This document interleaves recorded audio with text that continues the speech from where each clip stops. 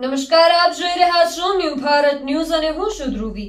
અમદાવાદના ચકચારી ISKCON bridge અકસ્માત કેસમાં મુખ્ય આરોપી તથ્ય પટેલ અને તેના પિતા પ્રજ્ઞેશ પટેલ સામે આજે અમદાવાદ ગ્રામ્ય કોર્ટમાં ચાર્જ ફ્રેમ કરવામાં આવ્યા છે।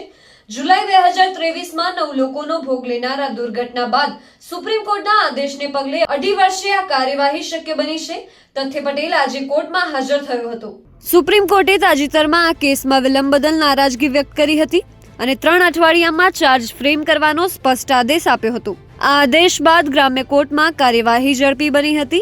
આજે તથ્ય અને પ્રજ્ઞેશ પટેલ પર લાગેલા આરોપો વાંચી સંભળાવ્યા હતા અને તેમની સહી લીધી હતી। ચાર્જ ફ્રેમ થવાથી હવે આ હાઈ પ્રોફાઇલ કેસનો ટ્રાયલ શરૂ થવાનો માર્ગ મોકળો થયો છે। આગામી સમયમાં કોર્ટ દ્વારા સાક્ષીઓને તપાસવાની કામગીરી હાથ ધરવામાં આવશે। ઉલ્લેખનીય છે કે પોલીસે આ કેસમાં ઘટનાના 7 દિવસમાં જ 1684 પાનાની ચાર્જશીટ દાખલ કરી હતી, જેમાં 191 સાક્ષીઓ અને એફએસએલના 15 રિપોર્ટ સહિત મજબૂત પુરાવા રજૂ કરાયા હતા। તથ્ય સામે આઈપીસીની કલમ 304 હેઠળનો ગુનો નોંધાયો છે, જેમાં 10 વર્ષ સુધીની કેદની સજાની જોગવાઈ છે। પિતા પ્રજ્ઞેશ પટેલ પર પણ પુરાવાનો નાશ કરવા અને આરોપીને ભગાડવાની મદદ કરવા બદલ ચાર્જ ફ્રેમ કરાયા છે।